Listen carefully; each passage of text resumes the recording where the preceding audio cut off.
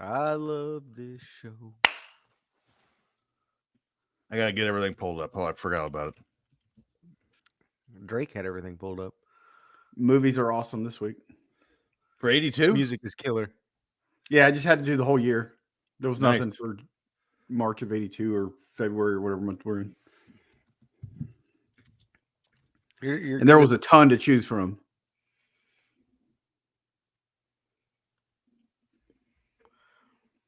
Oh, 82, the year a kicker won the MVP. laces out, Dan. This was the strike year. I forgot all about that.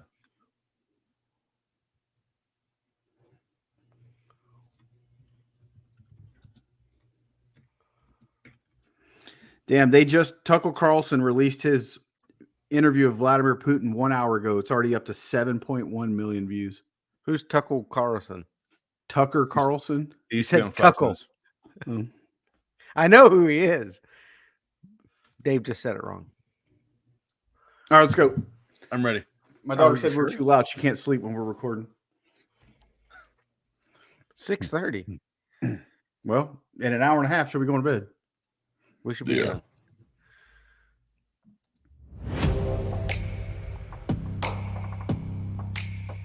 Hello and welcome to the Filter Free Podcast. I am your host, TJ Stevens. Problematic. Out of my left earbud.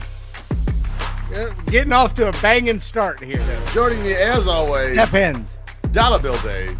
I touched myself.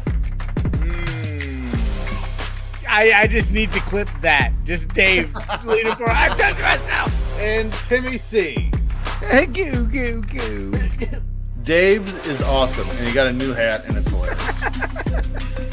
Are you drunk? Yes or no? And it's marked on the right-hand side for both. Time limit draws. Get my panties wet. I love it. We've covered this butt wipe on a few different occasions. Butt wipe? You don't call people butt wipe anymore? No, I'm not 7. Good news is I've limited the producer's amount to screw us over this, so we're actually going to get to sing along with the songs now. You are welcome. You gotta fight for your right to party!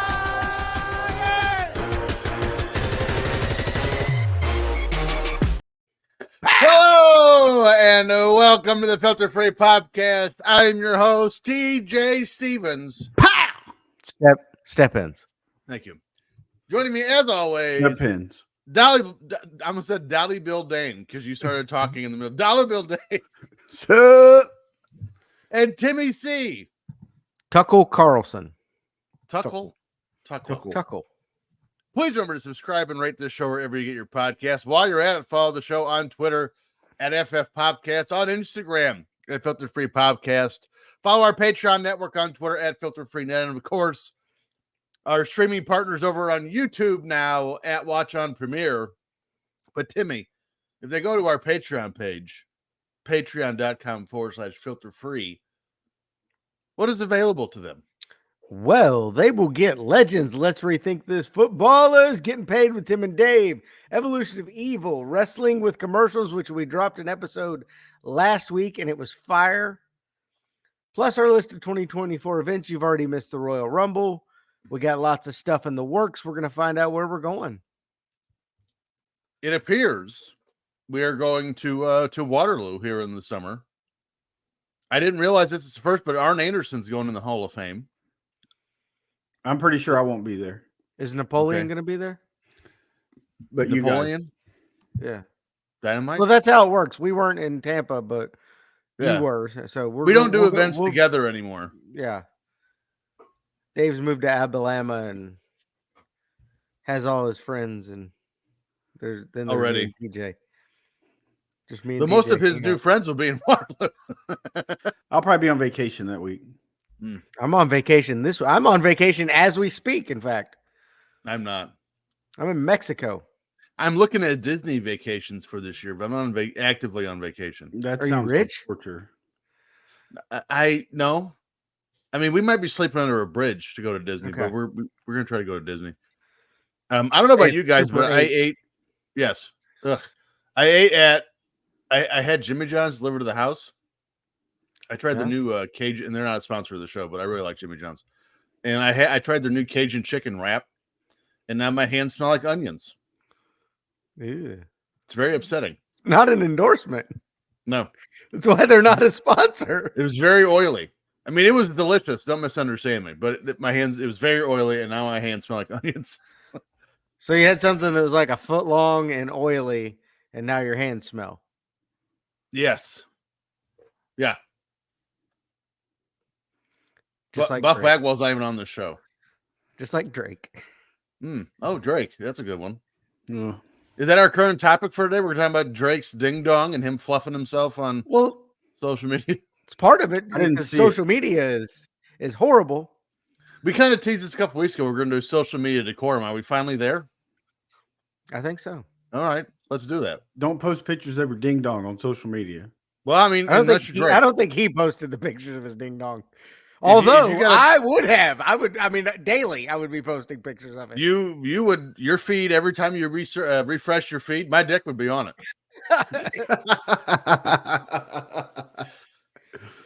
I'm pretty sure he turned it into a lasso at one point. That's gross. But the real topic here, and this isn't to discount Drake's penis. It's very handsome. But the real topic here is Handsome dick. So we have this Rock and Cody thing going on right now. And the reason why we're not actually covering the Rock and Cody ordeal right now is because, again, we're a week behind when we record this, so we don't really know what's happened in the meantime. But what we do know has happened is wrestling fans, y'all let us down again. I mean, you're getting so upset over a potential WrestleMania main event. First of all, did you guys forget it's 2 nights now? And also, to the point we're so upset with The Rock that you're sending his daughter, who's the general manager of NXT, death threats because no one knows why. By the way, she's not really the general manager. She just plays one on TV. Correct. I don't understand you people. Listen, I've been watching wrestling since 1989. I've never been so upset about anything I've seen in wrestling. I wanted to send a death threat to someone. Now, granted, back in the day, they'd been quite painstaking because I had to write a letter and mail that bitch. And That's why people feel free to do it now. Yeah, back then, 40 cents for postage was a lot. But now It was 25 back then. Right. All these spineless, faceless jackasses to get on social media and send death threats. Again, I dare any of you that sent death threats to The Rock's daughter to say to The Rock's face how much his daughter sucks. Just make sure you're recording it when you do it. Actually, you know what? Tell me to my face how much The Rock's daughter sucks, and just make sure you record it. I will beat the shit out of you. This is absurd. Well, Wrestling. you're disappointed. I fully expected it. No, sadly enough, I'm not surprised at all.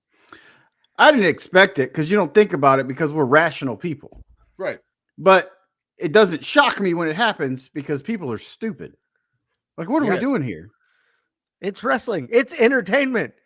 Did you write Tim Burton death threats when the Joker died in Batman? What the hell? I'm really It's all glad the you same used that as shit. an example. I did. I did not. It's stupid. I was like 3 when that movie came out. I'm sure People get mad. I mean, it's not worth getting mad over. No. Like, dude, this isn't real life. It's not. And again, we don't get to see Roman and Cody. WrestleMania is 2 nights. They can do both. Cody beats Roman night 1 for the title. Even if they don't at WrestleMania, which I want Roman and Cody. But even if they don't, we're going to get it down the line. Yeah. Yeah. Relax. It's going to happen. And you know what do you know what I'm going to do the day after? I'm going to get up at 5 o'clock in the morning, take a shower, and go to fucking work because my life has not been You're gonna altered shit in any too. way, shape, or form. You're gonna shit too. I'm a night shitter. I'm not really a morning shitter. That's next week's topic. Night shitting. Shit schedules? Yeah. I'm in.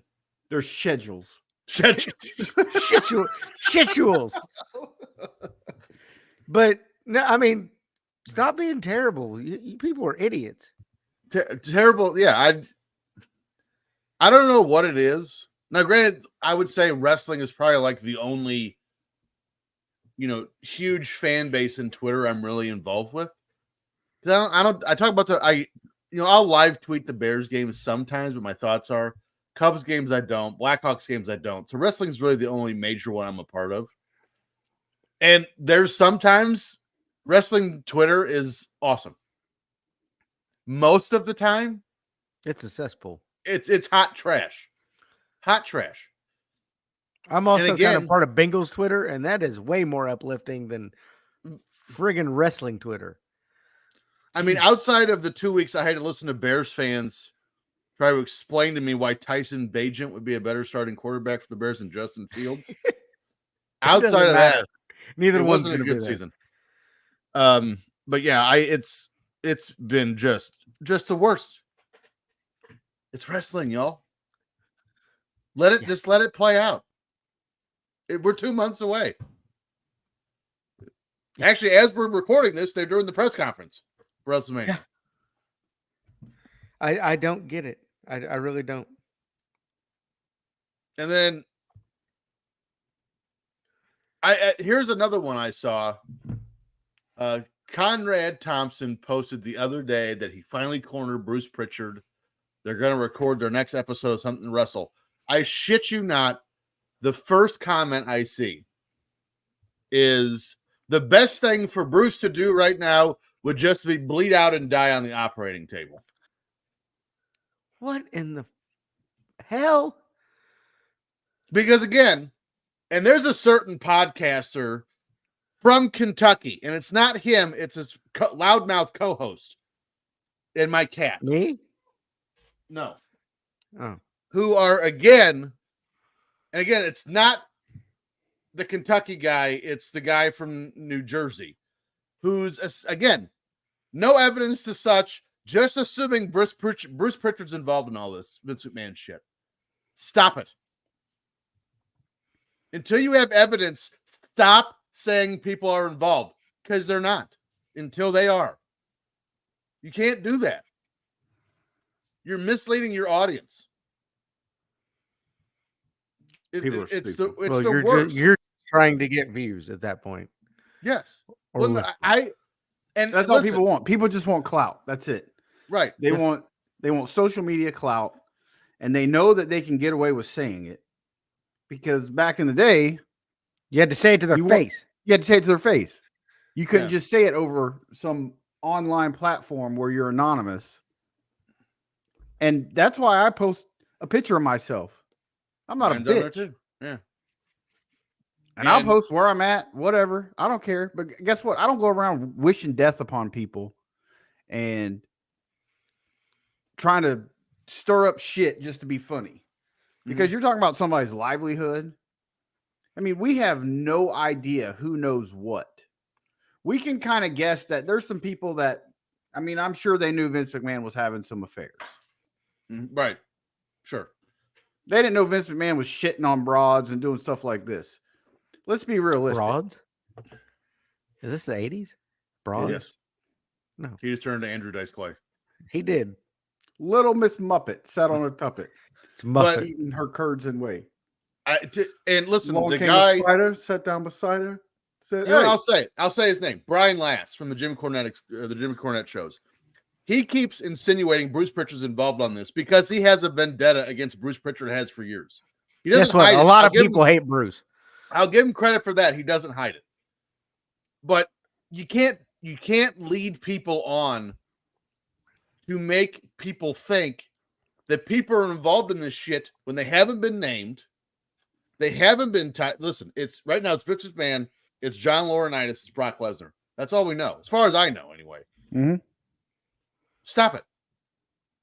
People are assuming Triple H. And in due time, It's going to come out, and we're going to know more names. If Bruce Pritchard's then named, you can start drawing to your own conclusions. Yeah, if Bruce Pritchard gets named, throw a parade if you want to.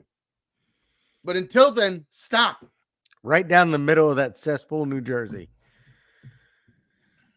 Terrible. Well, speaking of terrible, we're getting ready to watch some world-class championship wrestling. It was not terrible. We've liked it in the past. This was the worst thing we've ever watched. Incorrect. Last week's Thunder was much worse. I'd rather watch December to Dismember on repeat. I don't know if I go that far. But I'd rather watch a 37-minute match between Eminem and the Hardy Boys. Eminem solo, a handicap match? Or Eminem. you mean Monday night? The rapper? Yeah, no. I thought you meant the rapper. You mean Morrison, Molina, and Nitro. And that Eminem. Yeah. Oh, no, it'd be Mercury, Molina. It was Mercury, Nitro, and Molina or whatever. Yeah. I'd Molina, rather Nitro, see and Mercury. Eminem and the Motor City Machine Guns in a 6-man tag against the Hardy Boys and Lita. Shouldn't Lita be replaced by Drake in this scenario?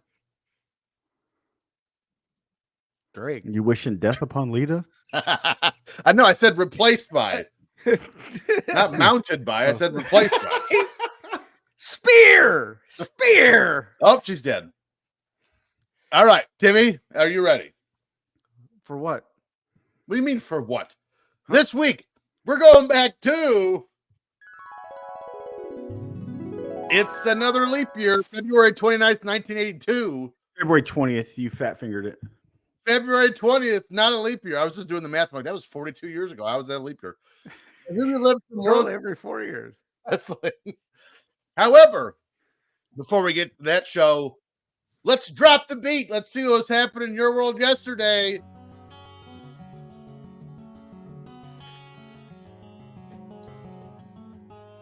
Now. Hold on.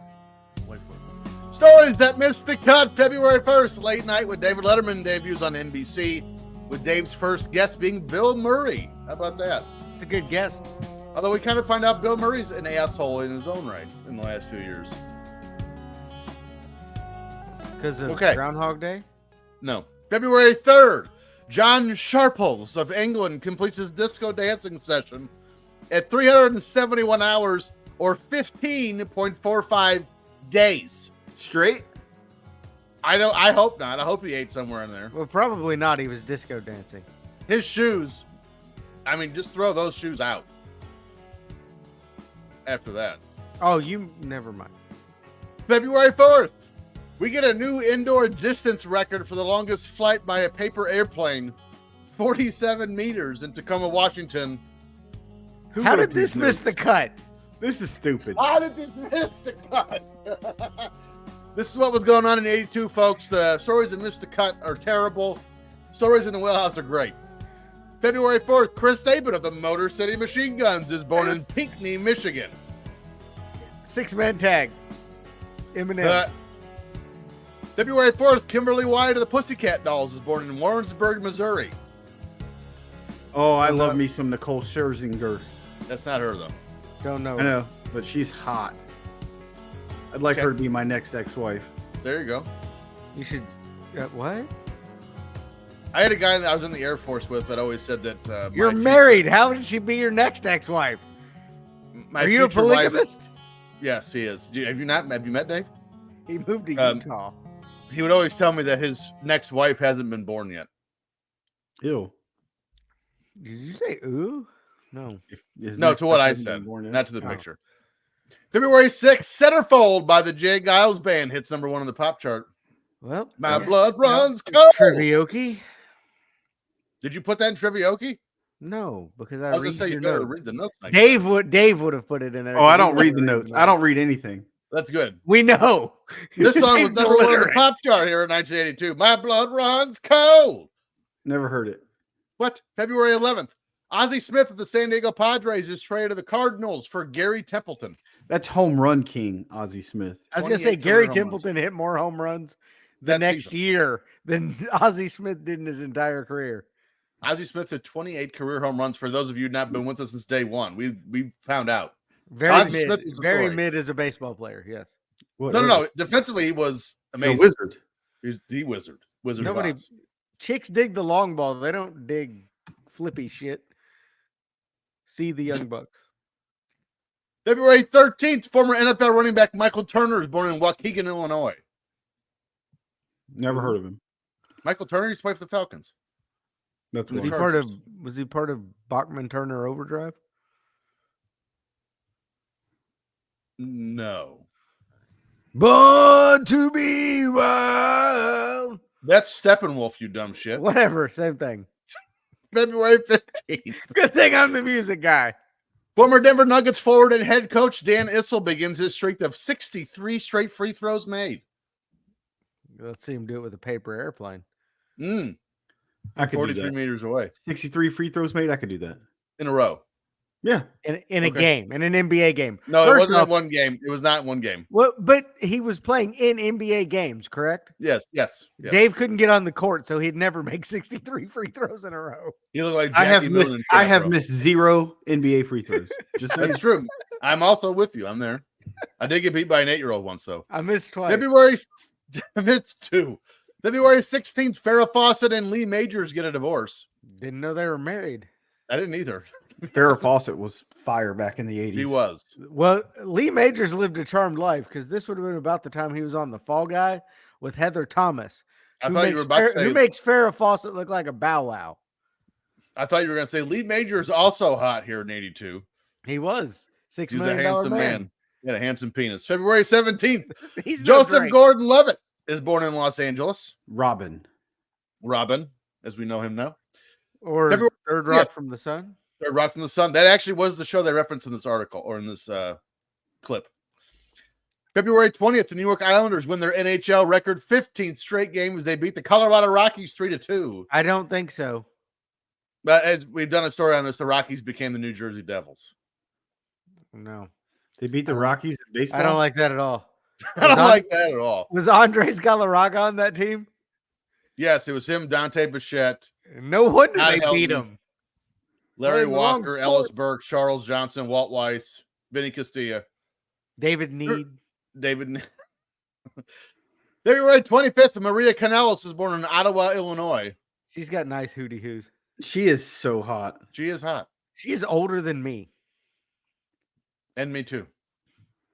She's still hot. She's still Yeah. hot. Your smoke show. Yeah. She actually had a post on Instagram today of her with her hootie hoos in her hands and nothing else. And I liked it. I can only hope that I look that good when I'm her age. well, I'll be that All you age need is a next boob year. job. I'm gonna need a lot of plastic surgery to get there by next year. I don't know how to transition to this next story from that. February 27th, Wayne Williams is found guilty of murdering 2 boys in relation to the Atlanta child murders. 28 were killed in total. Most of those cases are still unsolved. I hope someone killed him. Wayne Williams? No. Yeah. They should have. No. The state didn't. No. Wayne Williams claimed he might still be alive. Look here, I'm looking it up. residents of the Georgia penal system, kill this sumbitch. We're huge in prisons. We are huge in Atlanta prisons. But he claimed to the he might have died, but I think He's 65 years old. he died when he was 65. No, he is. 65. Oh, he is 65. So he's maintained his innocence to this day. He says he was the fall guy. No, He's Lee serving Majors was life the fall guy. imprisonment. How did he not get death penalty? He's also believed to be responsible for at least 24 of the 30 Atlanta murders from 79 to 81, known as the Atlanta child murders. Yes, he is strongly implicated, but they don't have enough evidence to tie him to them.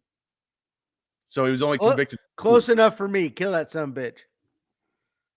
I mean, really, one's too many, right? Yeah. Yeah. Be careful. You might get banned on X.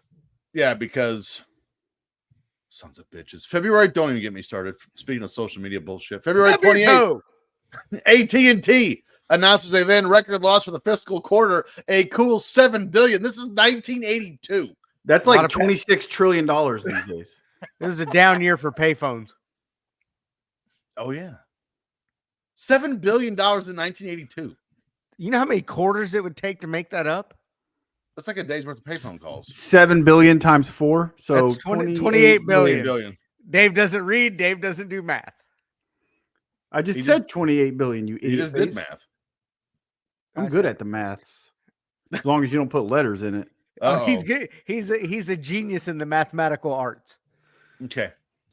I cannot wait. I told you the stories in the wheelhouse today were great. They are. Let's get started. The stories in the wheelhouse, February 3rd. Here's the story in the category of didn't see that coming. Porn star John Holmes is ordered to stand trial for murder. Here's a direct quote from cinematographer Bob Fosse.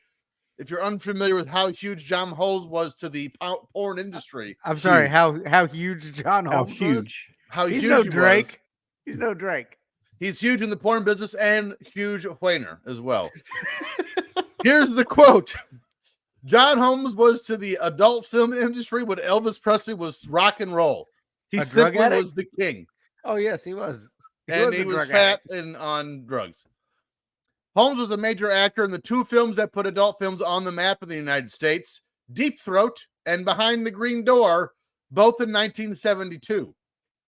In the mid-70s, Holmes was arrested for pimping, but was released on the condition he become an informant for the LAPD, that narc. You think he wore a pimp suit?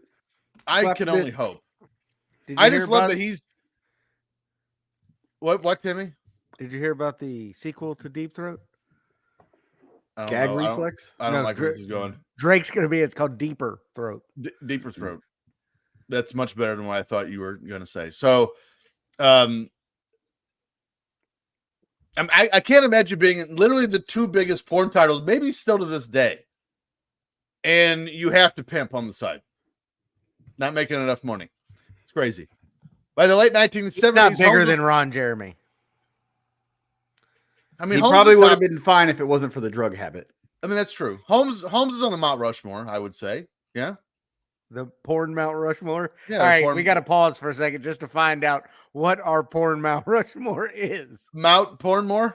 Is that got to have Jenna Jameson's definitely got to be on there. Jenna Jameson's on there. Definitely. Did Emily Willis die? Who? I don't know who that is. The porn star that Dirk Diggler's got to be on there. Dirk Diggler's not real. I seen his penis. It's in the movie. Maybe Christy, what's her name? With the big hoo-hoos? Yeah, be more specific. I would think we have to throw Stormy in there because she did the acting and then she opened our production business. Pam Anderson? Didn't do porn. Shmuley Boteach. Shmuley Boteach. I still can't believe that's a real name. That is bananas to me. He is on the porn Mount Rushmore just chiseling faces off of it. Man. Turns around, watch my show Shalom in the Home every Wednesday night. And Shalom in your dome. Yeah, that's my porn movie. Shalom in the Dome with John Holmes. Oh, great. Please. In the mid-70s, Holmes was arrested for pimping, but was released. I already said that. By the late 70s, Holmes was raking in nearly $3,000 a day. In the late 70s. Still pimping. From the porn business to spend a lot of that money on charity. Nah, he was doing blow and freebasing. Just kidding. Yuck. To support his drug habit, he was selling drugs to gangs and prostituting himself, well, to anyone that had a pulse. He was also committing yes. Maybe. He was also committing credit card fraud and began grooming 15-year-old Don Schiller. Then in 1980, John Holmes was introduced to Eddie Nash while Holmes was associated with the Wonderland Gang, a group of heroin-addicted coke dealers. I am making none of this up, by the way. Was that all factual? Was that Kevin Nash's cousin? I hope not. I think this is the Motor City Madman, actually, from 1990. Kevin Nash was from the Motor City. There you go. It wasn't Kevin Nash, though. It's his cousin.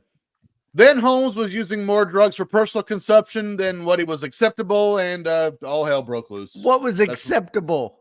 That's where you guys come in. After using more than his share of the Wonderland Gang's drugs, Holmes found himself falling out of their favor. In June 1981, Holmes told Lowness and Lind about a large stash of drugs, money, and jewelry Nash had at his house. Holmes helped to set up a home invasion and armed robbery committed on the morning of June 29th. Although Holmes was not present during the robbery, Nash apparently suspected he had a part in it. After forcing Holmes to confess to his participation and threatening his life and those of his family, Nash dispatched enforcers accompanied by Holmes to exact revenge against the Wonderland Gang. In the early hours of July 1st, 1981, 4 of the gang's members were found murdered and a 5th severely beaten in their row house. Man. What is a row house?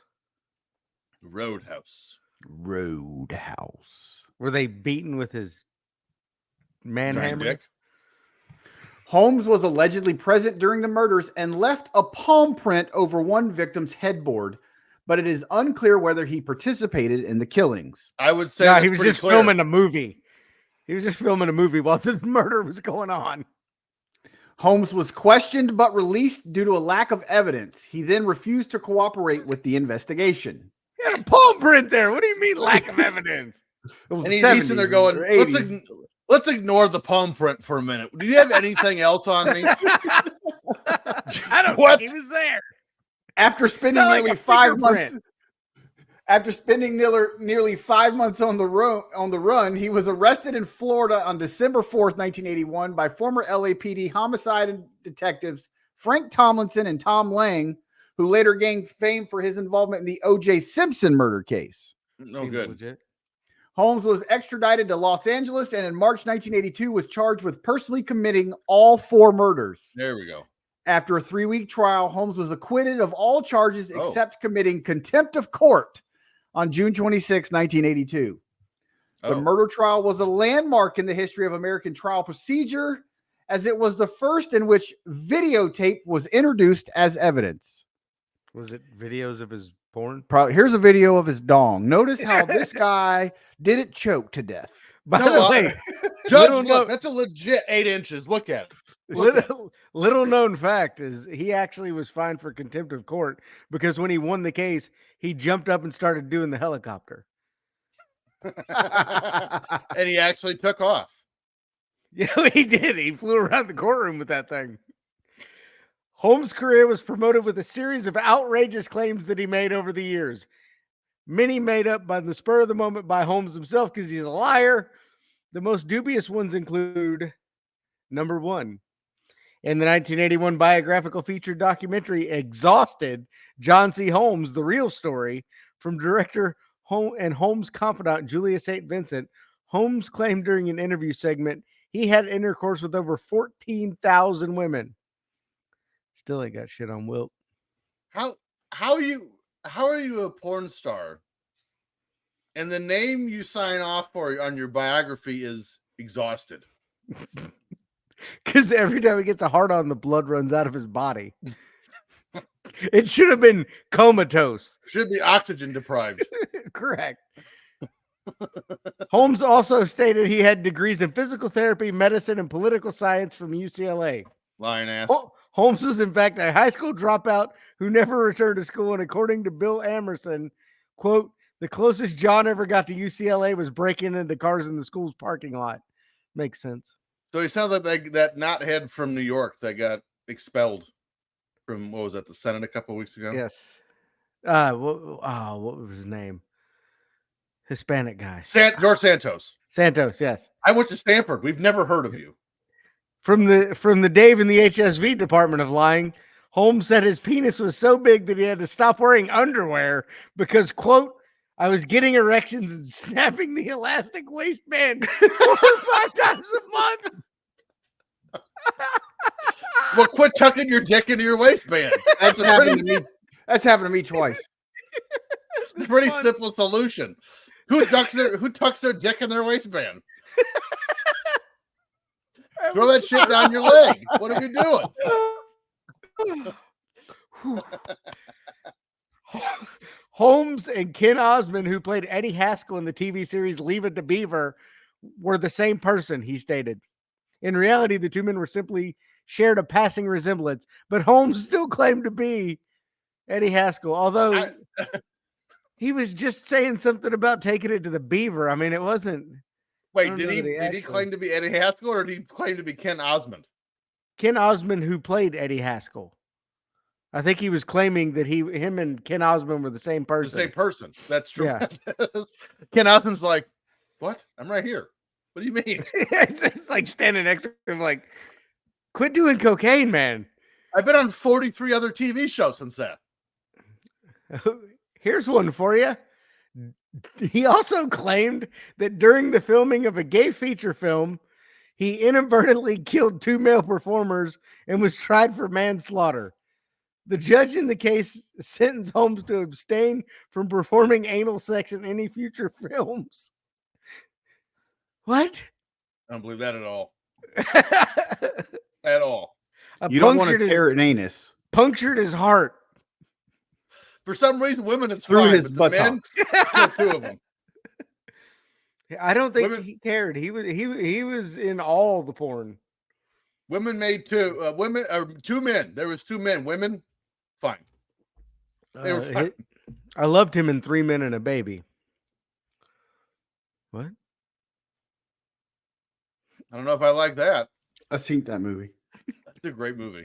Actually, that was what our first logo was ever was based off of. Was that? I still have my wine tumbler with that on it. Still got it on my fridge. There you go. Let's change the topic entirely.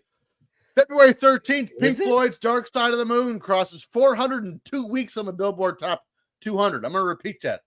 402 weeks. If you're doing the math, that's just under 8 years. The lunatic is on the grass. Are you gonna sing the whole time? Because that'd be great. No. Okay, damn it. Are you drinking water? Yes. What are you doing? Special canned water. Okay. According to an article on loudersound.com by Simon Young, that was written by Simon Young. I don't know why I put his name twice. This album still holds that record. Pink Floyd as a band started in 1965 and was founded by Syd Barrett, Nick Mason, Roger Waters, and Richard Wright. David Gilmour joined the band in 1967, with Barrett leaving in 1968 due to deteriorating mental health. This was due to Barrett's use of LSD. That'll do it. So we're not that far from John Holmes. Nope. Pink Floyd had some moderate success releasing a few albums, and then they had their first giant hit in 1973 when Dark Side of the Moon hit the shelves. Floyd dropped another monster album in 1975 in the form of Wish You Were Here, and then The Wall in 1979. That's a pretty good decade. We don't need no education. That's a pretty solid decade. 3 just bangers right in a row. Roger Waters would leave the band in 1983 and began making solo albums. He would even sue the band over the use of the name Pink Floyd, and a settlement was reached. As of this podcast, Dark Side of the Moon has spent over 1,000 weeks on the Billboard Top 200, or just over 19 years in total. So to come back is what you're telling me. I think it has come back several times. Well, part of it was in the 1990s, it was discovered that playing Dark Side of the Moon alongside the 1939 film Wizard of Oz produced moments of apparent synchronicity.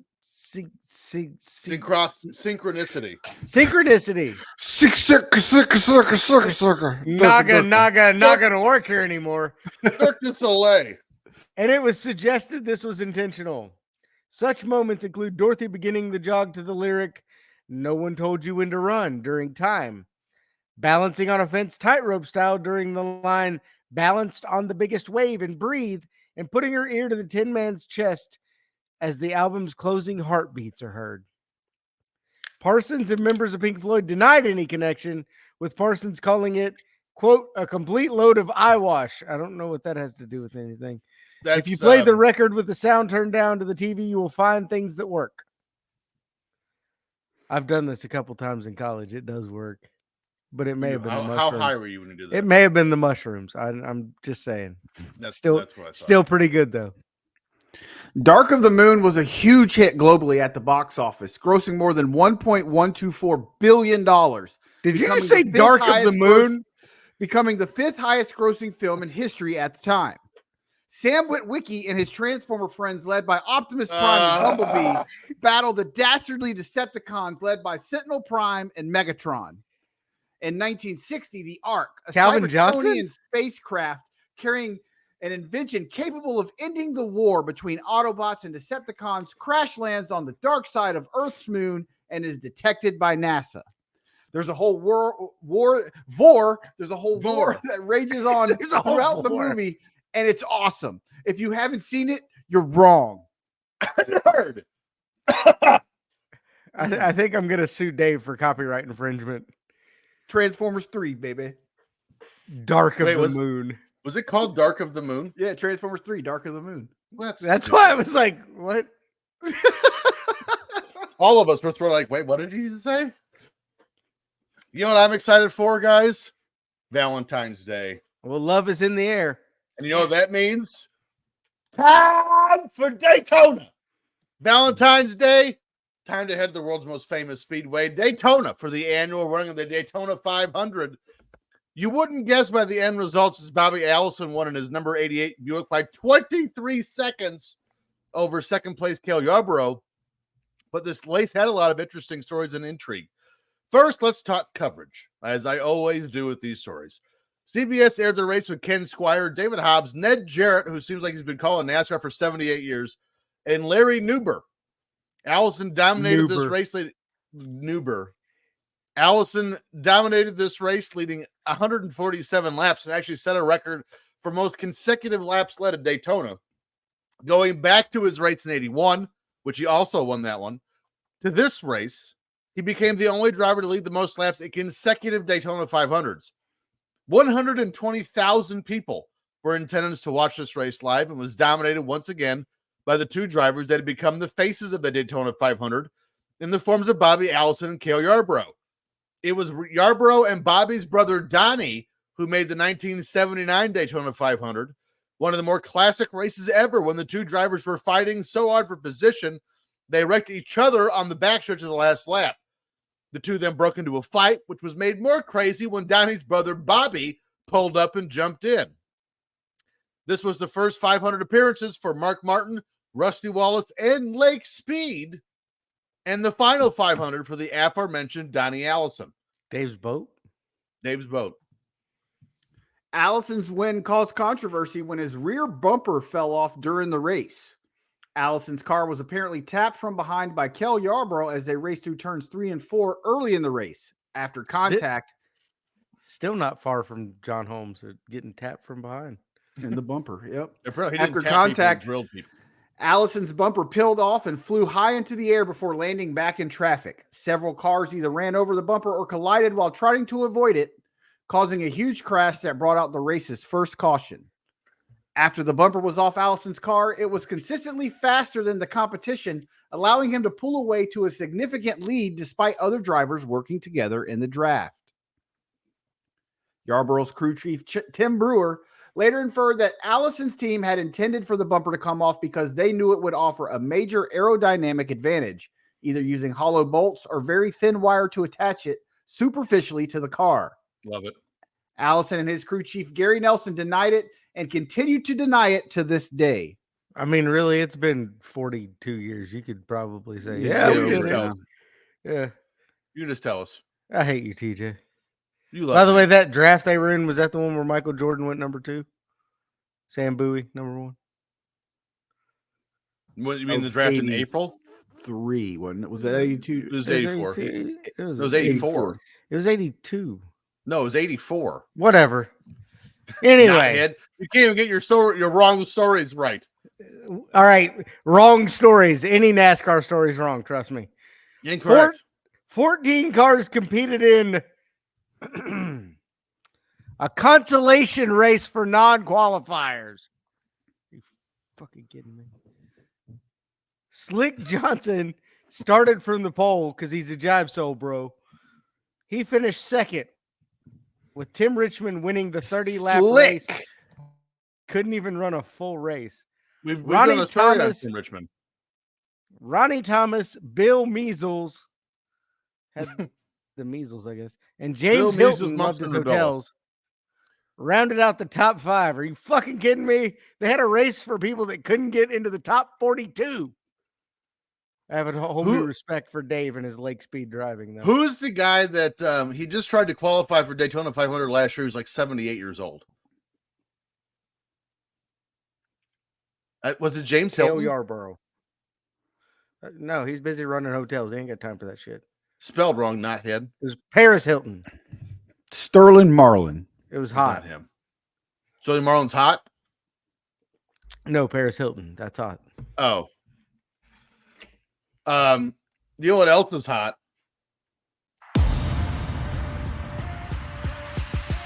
But today, I'm the greatest of all time. Vernon and Waugh.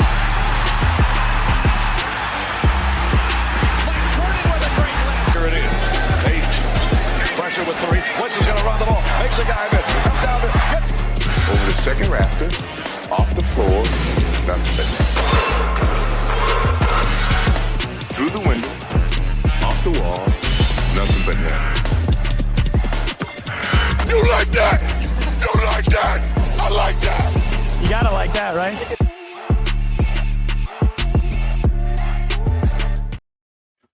So I just found out there's a guy that qualified for this year's Daytona 500. His name is, well, his last name's Thompson. That I know. He's 66 years old. Conrad? He is a Vietnam vet, and he just qualified for this year's Daytona 500. Larry. That's Larry. Larry Thompson.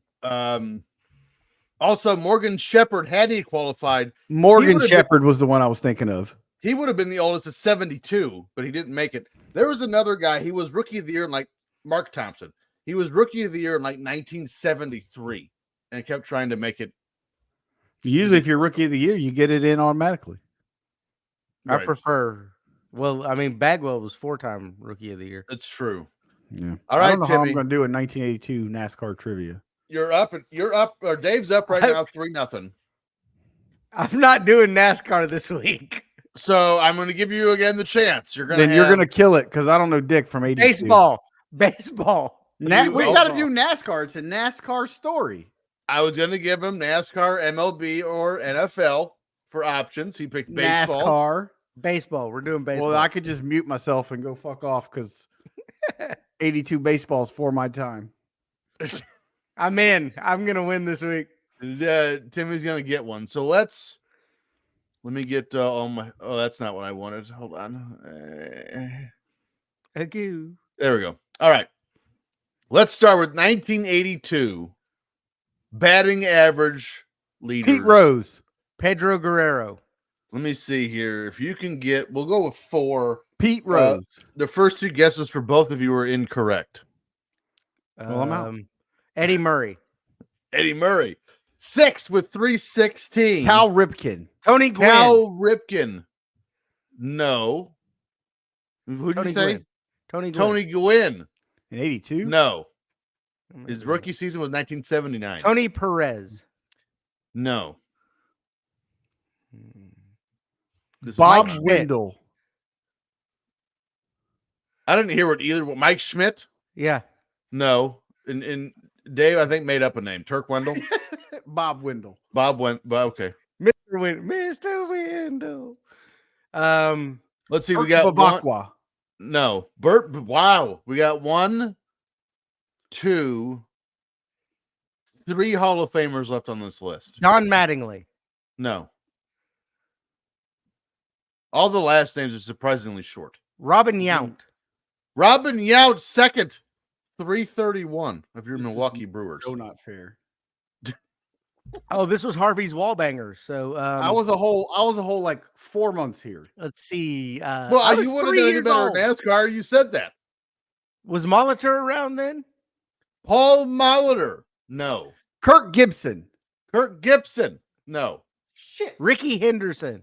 No. He's the greatest of all time, though. I understand. 82. We want some teams. Ken Griffey. Yeah. No. Boston. Senior. I knew. Dwight Evans. Boston. Ruth. No. Toronto. Chicago. Cubs. Milwaukee. Sandberg. Pittsburgh. California Angels. Andre Dave Dawson. Parker. No. And Montreal. Willie Stargell. No. You're not going to get the guy from Pittsburgh. Cecil Fielder. No. Hell no. I'm so glad you picked baseball. Kirby Puckett. I would have shit my pants at this one. No. Was Ozzie Smith? Worth a shit at the plate in 82? No, he wasn't. Gary Templeton. No. This is brutal. One more guess each, because this is failing miserably. 82 Yankees. No Yankees. I thought you said Yankees. No, I didn't. I said Red Sox. Red Red Sox, Toronto, Cubs, Yastrzemski. Brewers. No. Timmy's Yastrzemski in 82. I got Jim Rice. That dumbass. How many more guesses do you get? I'm not going to give it to you because I said one more. Jim Rice was 10-309. Jim Rice. That's my guess. No. Here's the rest of your top 10 at number 9. Damaso Garcia of the Toronto Blue Jays. Ooh. Number 8, Leon Durham of the Chicago Cubs. Oh, Leon Durham. Yeah, you would have got that one. Cecil Cooper of the Milwaukee Brewers, 313. Dave was close. Bill Madlock of the Pittsburgh Pirates, 319. Great lawyer. Rod Carew of the California Angels, 319. And Al Oliver of the Montreal Expos, 331. Hall of Famer Rod Carew. I'm so excited for this next one. RBIs. Rod Carew. We'll go 4 again. I'm not feeling confident. Eddie Nope. Murray. Fat ass. Murray, 6th. 110. Leon Molitor. Durham. Paul Molitor. No. Leon Durham. No. There is Already a forgot all the though. names. There's a what? There's a Cub on here though. Jim Rice. Jim Rice. No. Dwight Evans. There's no Red Sox. There is a Yankee on here. Daryl Strawberry. Daryl Strawberry. No. Was not in the Ricky league. Henderson. No. Mike Schmidt. No. Shit. Robin Yount. 4th. 114. I almost said him. Balls. I almost said him. I did. You know who's not on here is Ozzie Smith. That's correct. He's not. I'll give you a point for that. Very who good else is it baseball on there? player. Jose Canseco. I at least picked Ricky Henderson. No, you both said that now. Stop it. I like him. There is a Cub, and it's not Leon Durham. Correct. Ryan Sandberg. He would gain infamy as a Boston Red Sox. There are listeners right now screaming at their radio after I said that. Kirk Gibson. No. Still not in the league. Cal Ripken. Kirk Gibson was in the league. 82. 82. Cal Ripken. No. Ken Griffey. Nope. Tony Perez. Nope. One more Vander guess each. Holyfield. Andre Dawson. Evander Holyfield. No. Here we go. Here's the rest of your top 10. Tied for 10th, the Chicago White Sox. Harold Baines, 105. Oh. Did he Chicago get trouble Cubs. for finger banging a lady on ESPN? Harold Baines? Yeah, What? he's right. No, it's Harold Reynolds. Is there Harold Oh, Reynolds. Harold Reynolds. Yeah. Not Harold Baines. Harold Baines is jumping up and down, pissed off right now. No, I did not. I got The my other finger Harold. myself. I've never even been on ESPN. Fuck that channel. Well, he Also has, but tied he for- was a player. Yeah, right. Also tied for 10th with the Cubs, Bill Buckner, 105. 9th of the New York Yankees, Dave Winfield, 106. 7th of the Atlanta Braves, Dale Murphy. He is tied with Al Oliver of the Montreal Expos, 109. 6th, Eddie Murray, 110. No one said Eddie Murray. I think I said fat ass Eddie Murray. At some You point. didn't. 5th, Gorman Thomas of the Milwaukee Brewers, 112.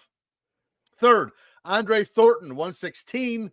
2nd, Cecil Cooper, 121. And your league leader, are you ready for this one? Hal McRae, 133. His son was good. He was. Brian McRae. He played for the Chicago Cubs legend. Apparently, Hal was pretty good since he led the league in RBIs that year. He also threw a phone against the wall while spinning in place, which was tremendous to watch. Rarudo. Let's do one pitching category and see if you guys can pick up the pace here. Let's do wins. Fernando Valenzuela. Tied for 2nd with 19. Carl Friedrich. No. Phil Niekro. Dave Rigetti. Phil Niekro. Is he on there? Tied for ninth with 17. Joe Necro. Joe Necro. Tied for ninth with 17. What? They were tied together. Frank Viola. No, and Dave Rigetti's not on here either.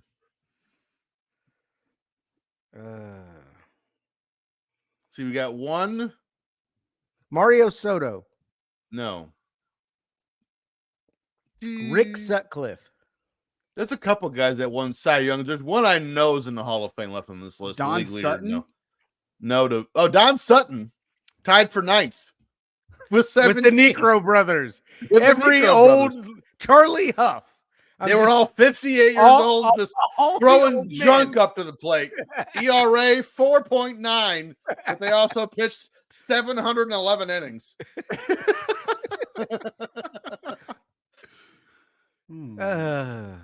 Give us some teams. All right, here we go.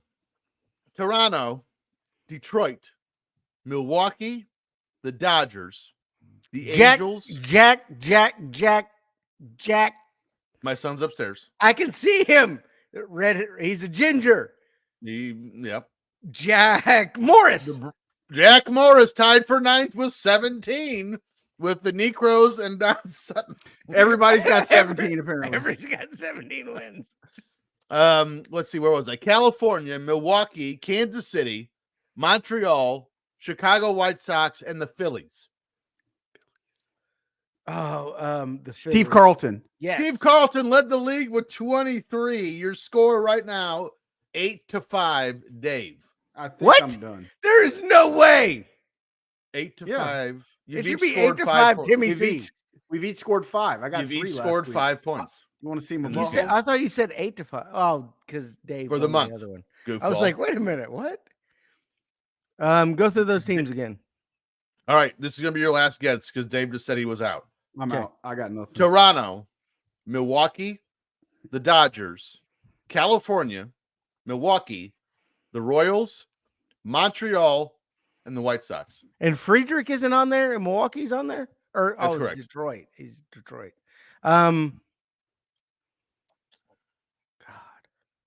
Better make it count. This is it. I got nothing. Here we go. Here's the rest of your top 10. Tied with everyone with 17. Both Necros, Don Sutton and Jack Morris. Dave Steeb with 17.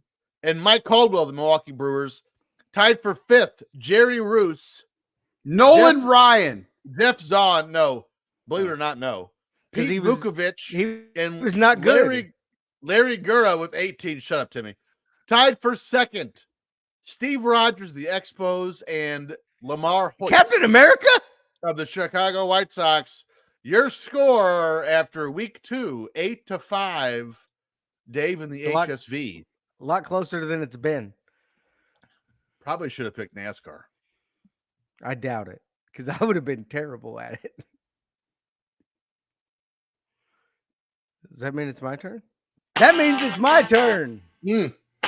Let's go to Timmy's Trivioki. Figaro. That's not Tosca. Ugh, my ears. My neck, my back. Yep. I remember. Everyone remembers when Elvis performed that. Jamaica, ooh, I wanna take Bermuda, Bahama, come on, pretty mama, baby. All right, February 1982. Tim, can we Hold call on. a timeout? I just saw the same thing. We just did the show about people freaking out about Roman Reigns and Cody Rhodes and The Rock. Your main event was just announced: Roman Reigns versus Cody Rhodes. So everyone What's can The Rock shut. gonna do? Who gives a shit? I care. I wanted to see The Rock fight Roman Reigns. They're Your making the referee. rundown part 2. The rundown. Right, even better. Even better. You know what? I'd watch it. All right. Music this week, fire. Even more than the WrestleMania main event. Saturday Night Fever. You are about 5 years too late on that. Oh. This song is written by Alex Call and Jim Keller and performed by Tommy Two Tone, and it was released Jim on the Kelly? album Tommy Two-Tone 2. 8675309. 309. I got your number, and I will make you right. And you change your number. 8675309. 8675309. 8675309. 8675309. I got it. I got your number. I got it for a good time. For a good Dave did time. get that one.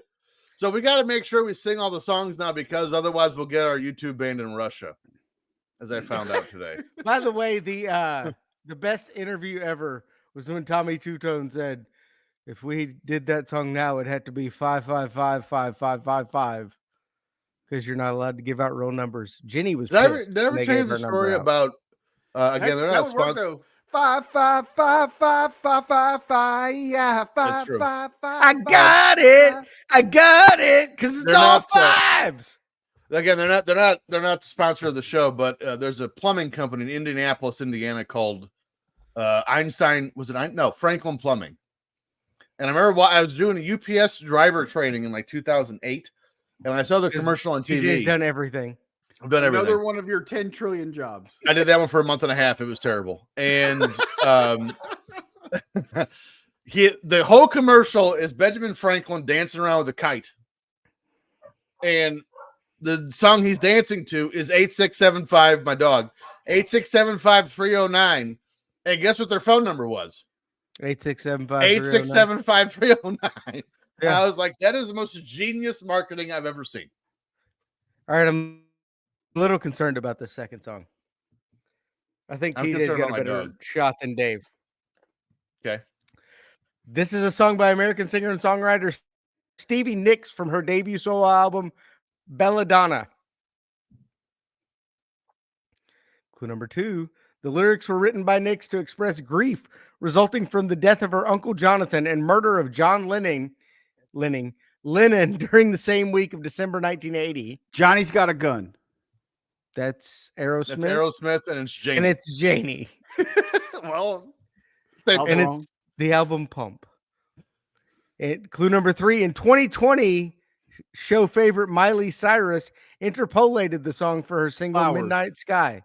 Flowers. Later remixed as a mashup. Mama some flowers. Listen, as a mashup featuring Nicks titled Edge of Midnight.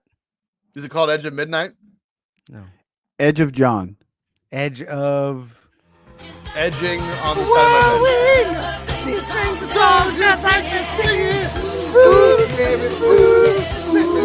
What's the name of it?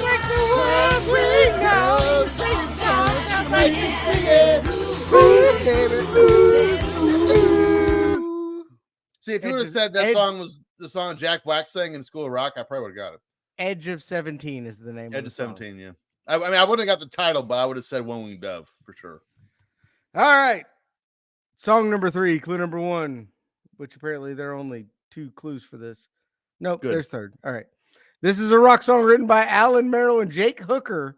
Not really one. Tim is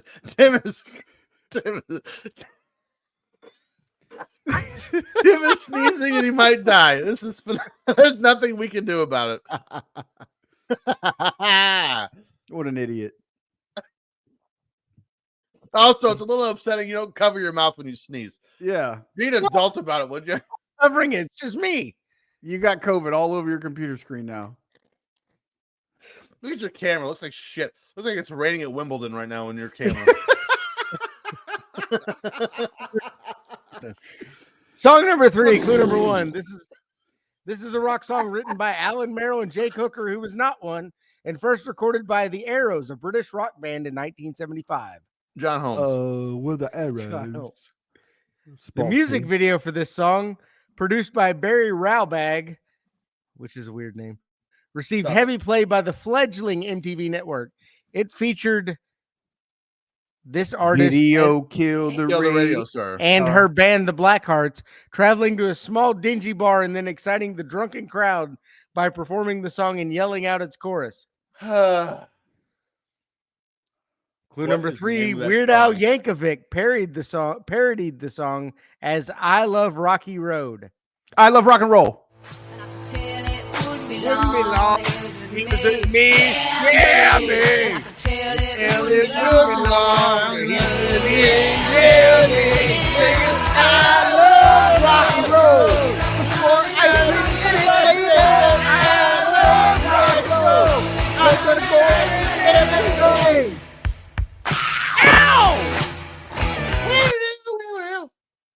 Maybe it's a game, make it in the midnight, yeah. I'm a little ashamed I didn't know that one. I could get 100% Yeah, on I'm very that ashamed of song right there. 100% on Guitar Hero. Oh, Guitar Hero, I can play this backwards without looking. Backward? Why would you play it backwards? Well, not facing the TV is what I meant. Oh, I was like, that's salad if you can play it on a guitar. It's not Rock, love, yeah, baby. No, it's not what I meant. Hit the clip. Oh, it's time for Game Fave. Have you seen it? You slip her the hot beef injection.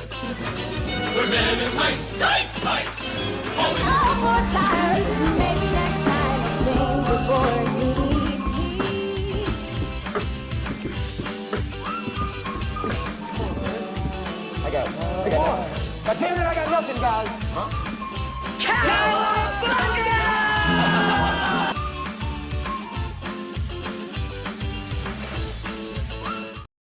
Anna Kendrick still very hot. So this is like the 6th episode in a row you mentioned that. And I noticed this last time when that clip comes up on the monitor here, you get weirdly close to your camera. You know, you can just Google Anna Kendrick naked. Has she been naked? So weird story, guys. I like this. I really don't want to talk about world class. Everybody knows my oldest daughter is injured, right? Correct. She's a hip injury. She can't play basketball right now. She made the all-star team. Her basketball team only has 5 girls on their team now. So they've been borrowing girls from usually the team they're playing. Most teams have 7 or 8. Yeah. So they've been taking 1 or 2 from another team, let girls rotate in and out. So their coach today, they had a game tonight. The coach today, my wife texts me and says 4-2 them in the second quarter. So the other team. Holy Jesus. Hold on. I said, they have any help from the other team? She says, funny you asked, and I'm glad you're not here. We borrowed a player from a different team, and this team threw a fit, so she had to leave. This is 10U basketball, and they're not playing for shit. Wait, They're literally playing basketball, and The this 10-year-old team threw a fit about them borrowing another player from another team so their girls could actually sit out and take a break during the middle of a fucking basketball game. I need you to explain to me. So the 2 teams agreed, hey, this girl's going to go over and play for your team. That's fine. No, the other team threw a fit about it. So every game, they've said like, hey, we only have 5 players. Could we borrow a player or 2, kind of make it even, let our girls sit? Because it's 10U. It's not like you win a championship belt at the end of the again, the score at halftime was 4-2. How about you? That was in the second quarter. Quarter. Either way. So my wife played said a quarter they of lost, basketball and they 6 lost points 7 were scored. My wife said they lost 17-12. So, but it's like, dude, it's 10U basketball. Girl basketball at that, on 10-foot rims. Are we really that worried? And there is no tournament at the end of the year or anything. This shit's over next week. It's literally over next week. It's beer league basketball. And you're going to throw a fit about a team borrowing another player because they only have enough players to get on the court. So no player gets any breaks or anything like that. What are we really doing? wanted to win that game 17-12. We're talking about wrestling social media to start this show. I would say because I was a Little League coaching. I was a little league baseball coach for one season, and it wasn't because of the kids. I think we need to throw in little league sports parents are the drizzling shits as human beings for the most part. No, Why not don't for you the play my most part. son? Because he's fucking trash. That's why. It just doesn't take much to set the bad ones off. Is the problem? But I mean, the thing is though, is that so many people act like their kid is the next coming of Christ in whatever particular sport they're playing in. Yes, they're not. Note to the world: your kid probably fucking sucks. Correct. True. And I've watched enough OXR 10U girls basketball to know that most of those girls out there, well, not most, there ain't a one that's making the fucking WNBA, all right? So let's all calm the hell down and let the little girls get a break. Right. We had to be very strategic. And my daughter's last game with our timeouts, because they like I said, they only have 6 players and one girl didn't show up. So all 5 girls had to play. My daughter's playing through an injury. So you should have seen us out there figuring out when we're going to call timeouts and how we're going to do this, and being very strategic with it. Oh, look, she just got fouled. Timeout. We're taking a full timeout. Give the girls 2 minutes to sit down, get some water and rest. Right. And then they get an extra 30 seconds over these 2 free throws. But my God, people, we're not playing for the Super Bowl here or the NBA championship or the World Series or the World Cup or WrestleMania. Or the Winston Cup. Everybody needs to chill out. Be This weird is to see bullshit. U10 girls smoking. My wife is literally saying, I am so glad you decided to record tonight, because had you come here, you probably would have gotten into a fight. I am not glad you decided to record. I'm not either, but I will say, like, for the parents out there who are like, well, sometimes the kids need to learn that life's not fair. I will rip your throat out in front of you if you say that in front of me. They're fucking 10-year-old girls. What the fuck? All right. Have you seen it? Here we go. I have seen 1982, TJ leads 2-1. After listening to last week's episode, he totally beat Tim by about 4.8 seconds on the first answer. Liars. Here we go. We have 4 movies this week. February 1982. Wow. I chose movies from all of 1982 because there wasn't dick squat for February. Dick squat. Movie number uno. With a budget of $10.5 million. Pretty good in 82. Our first movie this week grossed more than $792.9. E.T. The extraterrestrial. TBC with E.T. Well, I thought Troubled E.T. was child like named Elliot 80. summons the courage to help a friendly alien First escape ever from Earth movie I saw in the theater. and return to his home planet. This film stars Drew Barrymore, some other people, and an alien. I thought E.T. was 80 or 81. My dad fell asleep during this movie. It was so What? boring. I watched it was. as a kid and hated it. E.T. is so boring. It's E.T. so was boring. Like, I went back and tried to watch it. It was like, wow, this is shit. Well, after they, I had it after on they throw the VHS. Reese's Pieces out. This movie turns to shit. This is the first movie I ever owned on VHS. And we watched it. I was so excited to watch this movie. Everybody talked about it. I watched. I was like, that shit sucked. It's mean, weird. there's no scenes the where- Atari game was actually better than the movie, It was not. and it was terrible. There's no scenes in the movie where E.T.'s like battling ninjas or nothing like that. The story's good. There's Well, it no would have been action way scenes. better if he was. That's true. I'm not arguing that. Movie number B. Oh, make sure Timmy C gets the point. That's Jean-Claude Van Damme. Why is he in this movie? Just kicking aliens in the Timmy C. face. Movie number B on a budget of $12 million. Our second movie this week grossed more than $78.9 million at the box office. Pretty good. This is an American buddy cop action comedy film. 48 hours. 48 hours, Timmy C whooping that ass. A hard-nosed cop reluctantly teams up with a wisecracking criminal temporarily paroled to help him track down a killer. Obviously, TJ was not born yet. I was not 3 years ago. I was 3 years old. You think I'm watching 48 hours? You probably were. Also, you're not fooling anybody. You weren't 3. You were like 18. You saw it in the theater. I was in the rated R movie. Here we go. Movie number C. on a budget of $4 million. Peanuts. This movie grossed more than $160 million at the box office. This is an American sex comedy film. Porky's. T.J. Stevens. In 1954, a group of Florida high school guys try to help their buddy lose his virginity, which leads them to seek revenge on a sleazy nightclub owner and his redneck sheriff brother for harassing them. I want to point out. Booyakasha. I want to point out we've gotten all three movies just by the movie description. We haven't hit any clues yet. I'm waiting for. Well, technically on ET, I got it off the dollar amount. Yeah, right. Well, I mean, yeah, there's not too many movies. I was wondering if you were going to get it off the dollar amount on that one, but I mean, how could you not? $10 million to 796. Holy shit, balls. Steven Spielberg's rich. So we call that the Steven Spielberg effect.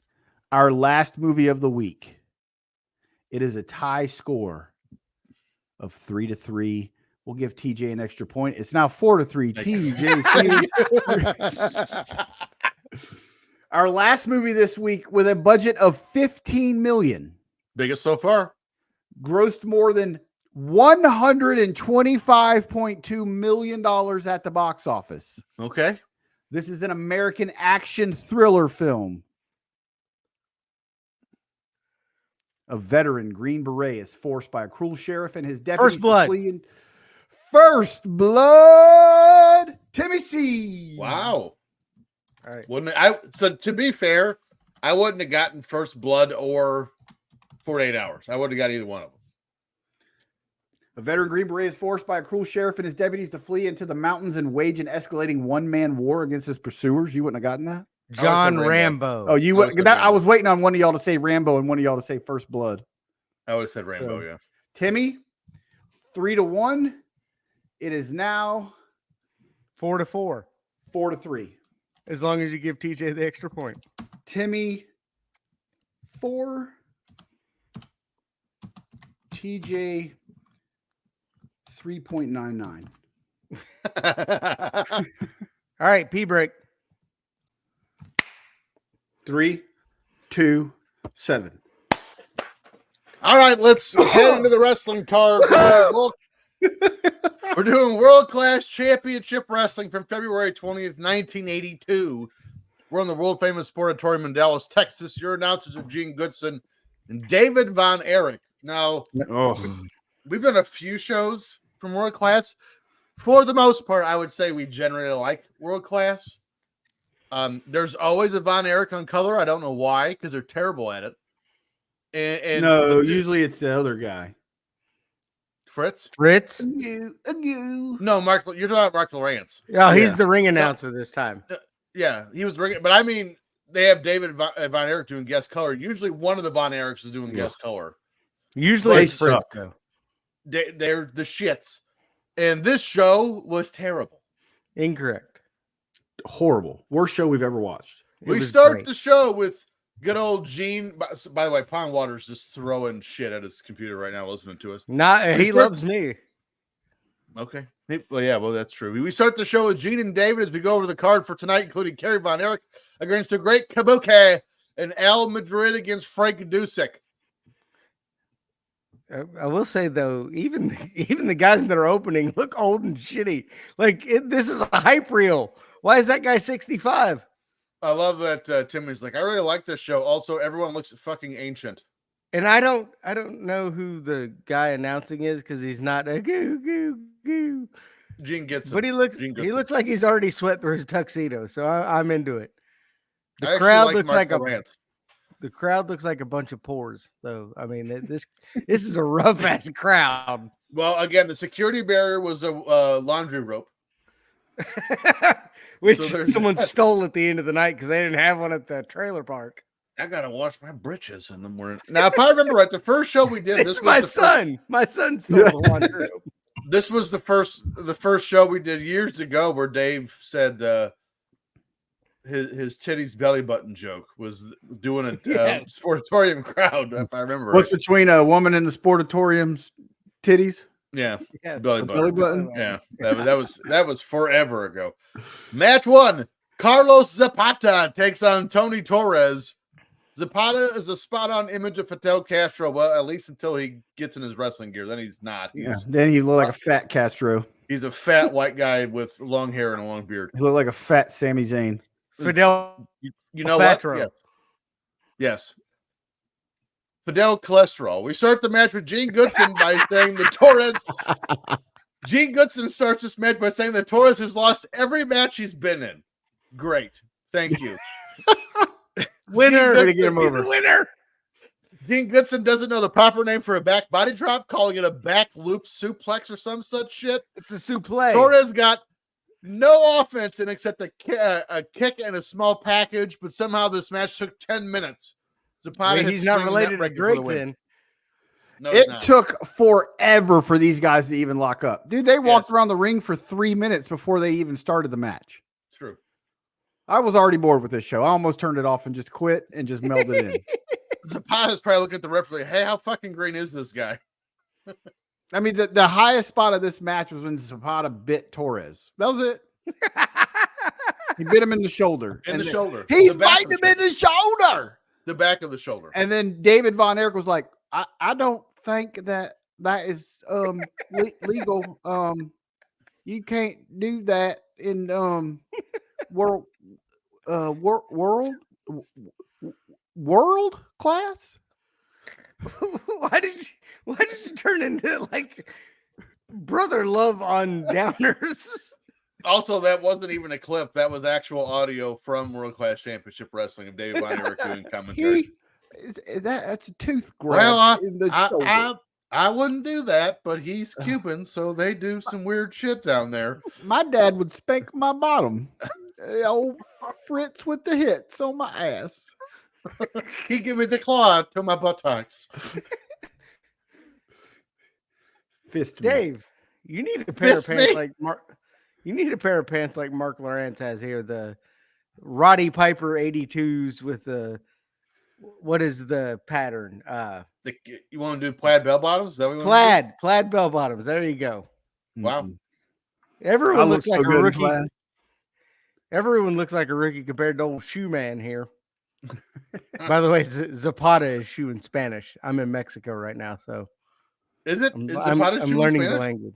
Yes, It's El Shuo. Stop lying. it's Zapata. Also, how did you take your whole room to Mexico? Because it looks like you're in your room right now.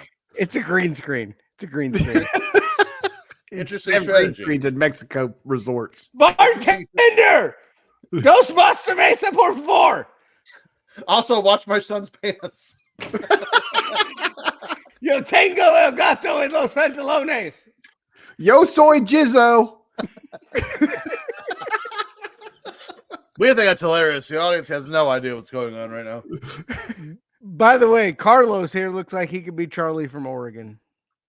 I Who's mean, Charlie from Oregon? He doesn't look Hispanic at all. I think Is they made that Oregon up. a Kansas cover band? What is that? Yes. Yeah. David Oregon. Von Erich, Hell on Wheels is a color commentator. I love it. Wow, I thought really? he was fabulous. He was But- like, what was the guy from Raw? Rob Oh, the Bartlett. DJ, Rob Bartlett. Yes. He was Rob Bartlett, but amped up. He made Rob Bartlett look like he's going to be in Waterloo next week. Oh, But isn't it kind of disrespectful for the announcer to say that Kerry is the uncrowned champion while David is literally sitting in the announce booth next to him? well, again, It wasn't like David was Pondwater- retired from wrestling. Pondwater will appreciate this part of it. So Kerry Von Erich, based on look and everything else, everyone thought he would be a future NWA world champion, which he was in '84 after David died. But to the people in the wrestling business, everyone thought David was going to be the one to break out of the family. Well, when I watched this, all I could think was Kerry is definitely a future star Wrestler. in a Clearasil commercial. Yes, the pimples were my God. A lot of zits. Well, to be He fair, did. he was 15 years old here, so he probably asked Fritz to watch his pants before this. He was on the gas since age 11. Dad, I shit myself. Doing the shot put. Doing the think, shot. It's the shit put. You think mommy can wash my britches? Oh, my, sure. my wrestling panties are they got brown stain in the bottom. Well, sure, son, my but you daddy. got to take them off first. I can't put you in the washer. Okay, but please don't laugh at my penis. Not related to Drake. And we finally get David on commentary, and thanks, David, explaining how eyes work. Good job. Appreciate you. You see, With your eyes. You need with you your need eyes. both of them. Unless you're Jean-Pierre Lafitte, then you only need and- one of them. But speaking of feet, then- my brother Kerry only needs one. when you close your eyes, you can't see. It's true. Hard to fight with your eyes closed. It's true. He's not wrong. It's not. You can fight all you want to. You're just gonna lose a lot. It'd be like Blinken and Robin Hood Men in Tights fighting a pole. Or like that girl there in the Drake video. There you go. Oh. Up next, we're with Gene Goodson with Kevin Von Erich. Kevin Von Erich this time, as he says he's coming to your no town shoes.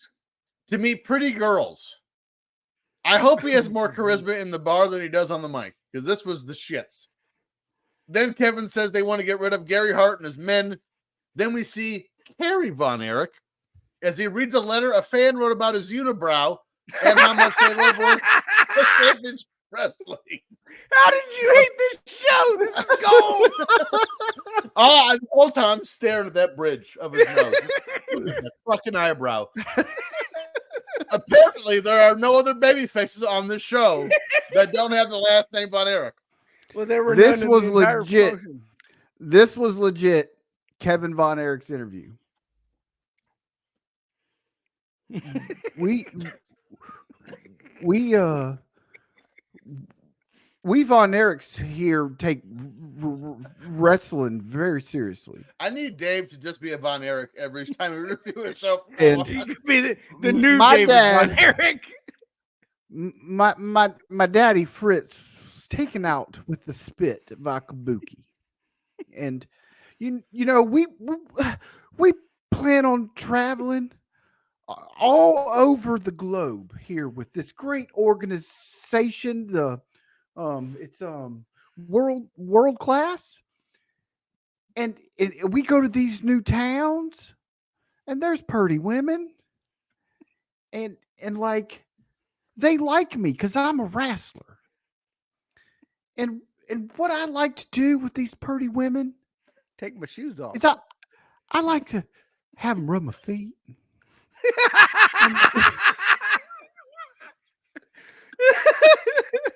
Tremendous. You just get your fingers in between my toes. Ah! It's just- Ah! and then agree. it's so many pretty women. Kevin's promo is literally about whoring around the country. That is We meet what- all these teenage girls, and none of us go to jail ever. I don't get it. And Show me your Christ, boobies.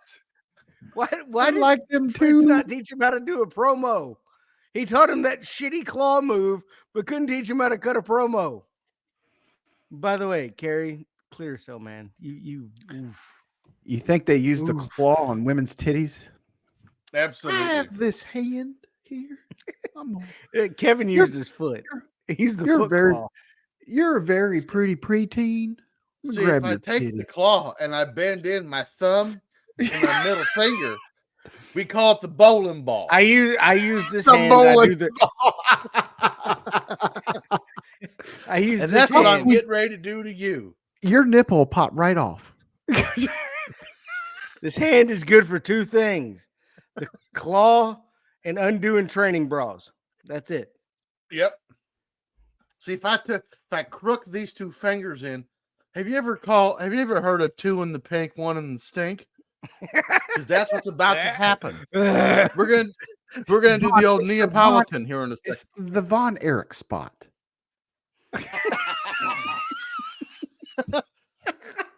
Match 2. boy. Speaking of sex with the Von Erichs, it's time for the Great Kabuki with Gary Hart against Dick Blood. Dick Blood. How does- Also Carrie's nickname on the road. Richard Blood was his name, but how does anyone decide to wrestle and pick the name Dick Blood? And this is not Ricky Steamboat, for the record. I totally thought it was Ricky Steamboat, and I was so excited. It was not. Such bullshit. It was just You- some were guy you named Richard trying Blood. to? You should have listened earlier when David told you how eyes worked. You should have just opened your eyes and looked at the screen. You'd have seen it Oh, that wasn't guy's real Ricky white. Steamboat. That guy's real white. That's not Richard. That's not Ricky Steamboat. Kabuki is wearing his finest pair of painter's pants to show off his upper body that matches that of a 63-year-old woman. Kabuki keeps throwing on the dreaded titty twister on Richard. Did you guys notice this? Yes. Constantly. He's doing that Von Erich claw to the nipple. To the titty. To the right. It To The blows the nipple titty. claw. The commentators are calling this match with the raw The emotion of a nitty? real. Did you just call it the nitty? I did. The commentators are calling this match with the raw emotion of a real estate auction. And after 2 fist drops, Kabuki gets the win. After the match, Al Madrigal comes out of the ring to help in no particular hurry. Bronco Lubitsch does his part and slaps Blood in the face. What is happening here? This was the slowest match ever.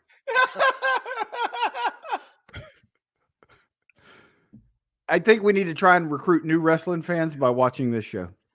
Yes. Have you ever seen pro wrestling? You have to watch this. You'll love it. I love watching Al Madrigal comes out and he just kneels next to him right there. Bronco Lubitsch. They're trying. By the way, they're lifting him up out of the ring like Jackie Moon in Semi-Pro. Well, by the way, we knew Bronco Lubitsch wasn't even going to kneel because They pick him up. Bronco Lubitsch they goes, "Are you all right, son?" And just legit goes. Slapping him. So let me get this straight. We're going to see 2 Kabuki matches. Oh, you are. This show is 2 Kabuki. I love it. Oh, Dick Blood is here. So there's that. There's that. Again, goes down with those powerful green hands. We don't hear that enough in wrestling. He's going down with those powerful green hands. My Into daddy his- would ground me if I spit mist. He told me that's not allowed. Into his tights. And never mind. I love Kabuki's titty twister. It's great.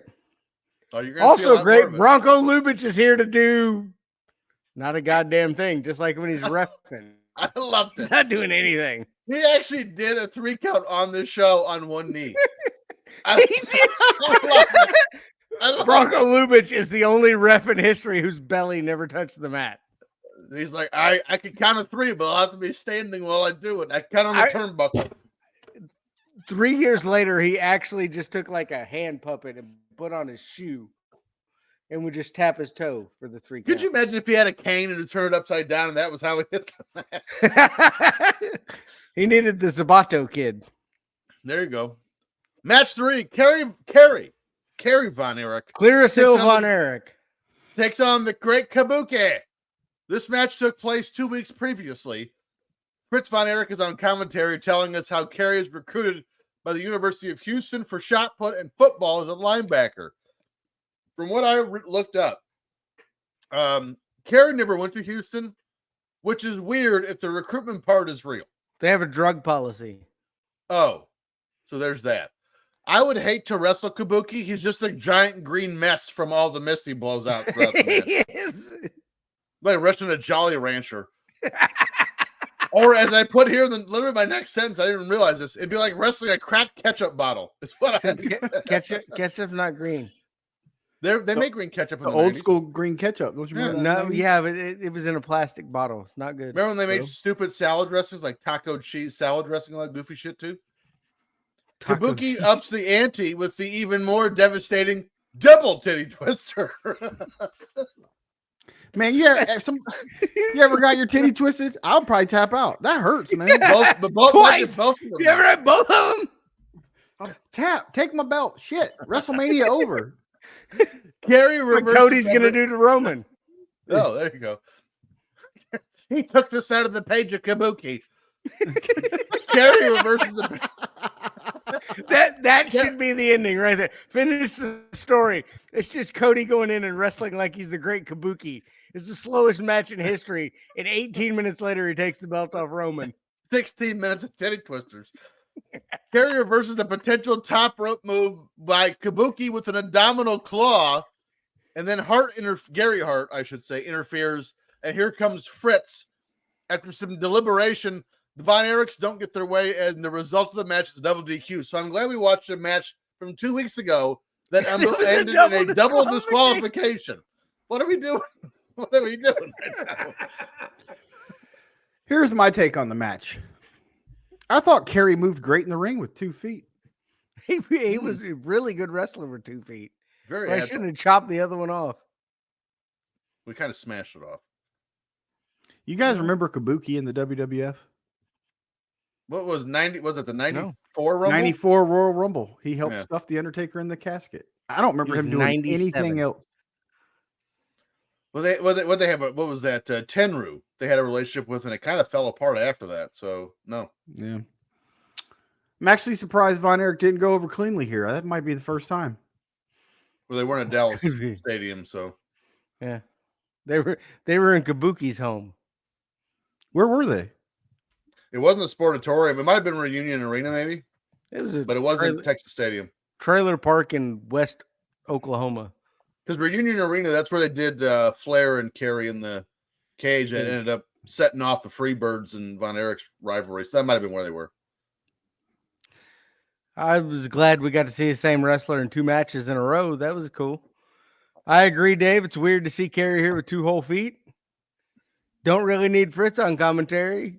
You could have just said Von Erich. Could have replaced Fritz, put Von Erich, and it would have fit. I really don't need any Von Erich. I don't need any Von Erich. Bring me back some Mark Lawrence. Hey, goo. Yeah. And the titty twister doesn't work on Kerry because he's too greasy from the acne. Like he does the titty twister and Kabuki gets sprayed in the face with pus. It's like And one of those lactation pimple popping from- videos. Lactation from the massive hormone imbalance. Yes, that too. We're up next. We're back with Gene and David Von Erich. Why do they keep putting the boys on color commentary when they're obviously terrible? Or the dad. Or the Why dad? didn't they bring Mrs. Von Erich in to talk about baking powder? Yeah, can she 'Cause- talk? Fritz didn't allow her to speak. That's true. She was a mute.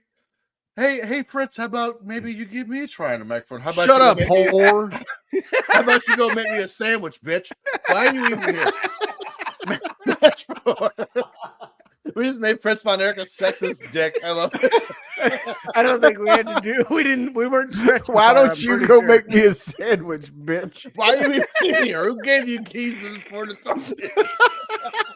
Who gave keys to the sport? I don't let you drive. How did you get here? I snuck to the show in the trunk when you left. I'm fucking crying. Oh, yeah. Pondwater's never going to speak to us again after he hears Oh, this yeah. episode. He was a saint, and you guys disparaged her name. Match 4, Ivan Putski versus Jack Taylor. Son of a bitch. There's still 15 minutes left on 15. There's 15. We've seen some decent world-class shows, but this is just awful. This match is showcasing Putski's strength and his ability to make his titties dance. Putski wins with a double sledge. Are we at Uncle Buck's? What's with both those guys signing autographs there's a million kids around the ring getting autographs. What Well, in the hell's going on Your here? guardrail is a clothesline, so They had to sell those to pay the trailer payment. I wish Jack Taylor would have ran at Putski and he would have back body dropped him onto a group of children. folks, it's been a terrible tragedy here tonight. How the hell was Putski so over? I will never understand it. I don't His get it. titties- All Yeah. he did was make his boobs bounce. Great, great. Putski's Bronco boobie Lubitsch here. bungalow. Putski's booby bungalow. This might have been the match he counted the 3 on one knee. This might have been it. Yeah. Bronco Lubitsch fuck it, reffing, you're so paid. no one will be reffing. That's fabulous. WCCW obviously still part of the NWA. And They weren't for too much longer after this, though. well, and I'm thinking WWF was also because they got Putski. 82. I don't think they were either. And I'm wondering, my notes were you go outside, you go outside. I'm pretty sure that was Bronco Lubitsch reffing. He just said you go outside. I don't believe. I know Vince McMahon Sr. left the NWA before he left. That was in the early 70s. Fritz left shortly after this, but he still had such a good relationship with the other promoters that they acted like he was in the NWA, even though he wasn't. It's very interesting. If you never read the NWA book by, I think it's Tim Hornbaker. I'm sorry if I got that wrong. You should. It's outstanding. It's really great. Now we have Gene Goodson and the African champion, Aman Hussein. That sounds more like a Middle Eastern champion. Imagine Africa, Texas is a real place, man. Imagine the nation. Imagine the Nation of Domination, but in Texas in 1982. That was Aman Hussein. Then we go to Gary Hart as he talks about his bald head and why he's bald, as he lost the match against the Von Erichs with another guy. Like 5 years prior. Yes. Does Gary Hart know that you can grow your hair out after it's shaved? No. He literally couldn't. He lives the gimmick. Well, no, I I'm think bald he was forever. just bald. He was just balding. Match 5. Captain Frank Dusek against Al Madrill. Listen, I didn't watch this match at all. But apparently from the brief research I did, because that's what I was doing during this match, was researching the shit Gary Hart just said. The other guy Gary Hart is referencing is King Kong Bundy. And Bundy's still here with the company, so I don't get it. I don't understand why they're not saying his name. Back to the match. Madrill just randomly crumples down with a potential knee injury as Bronco Lubitsch calls off the match. It was such a random spot. It had to be legit. No one's that creative. The heels continue the attack when here comes David Von Erich. That's how we go off the air. Yeah, it was a legit injury because he blew out his knee and went to the ground. Yeah. And then Dusek didn't know what the hell to do. Right. The ref stopped the match, and then Dusek started attacking Madrill by like kicks to the head. Madrill wasn't even budging; he was still just holding his knee. Yeah, and you could tell that that was a botch. So because who was out there with Dusek? It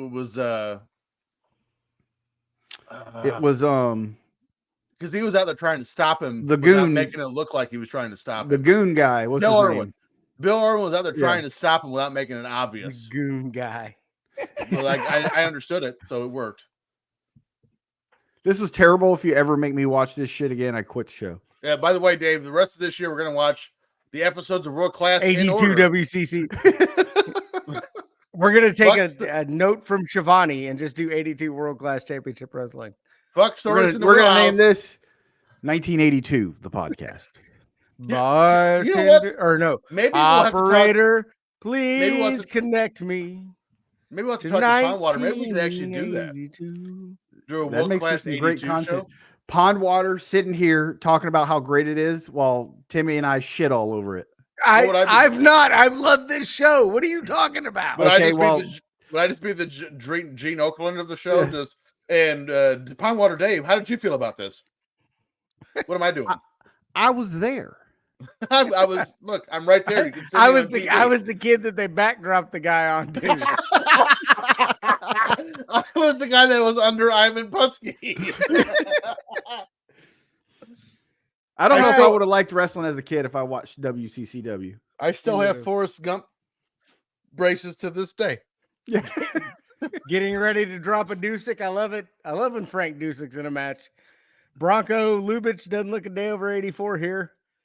Mr. Drop a Dusek doesn't look a day over 74. So we're doing good. You know what's fun? I don't know if I ever told you guys this. So there's kind of famous wrestling families throughout the years, right? You have the Welches, and you have the McMahons. No, they're the grape juice family. Well, what's the Welches? What the hell? Grape juice. Colonel Ron Parker.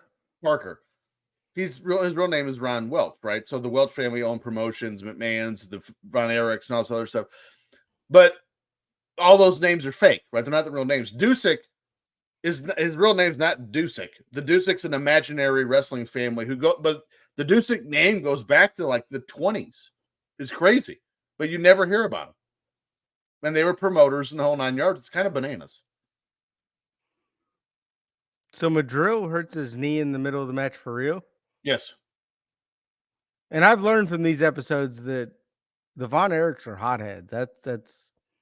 I don't know how Are they they? got over his baby faces. Yeah, they always run down to the ring, and this is bullshit. But they have to run down to the ring because they have to wake us up after their commentary. But we're getting ready to go off the air, and the announcer says, "That's all we got. Ain't no more."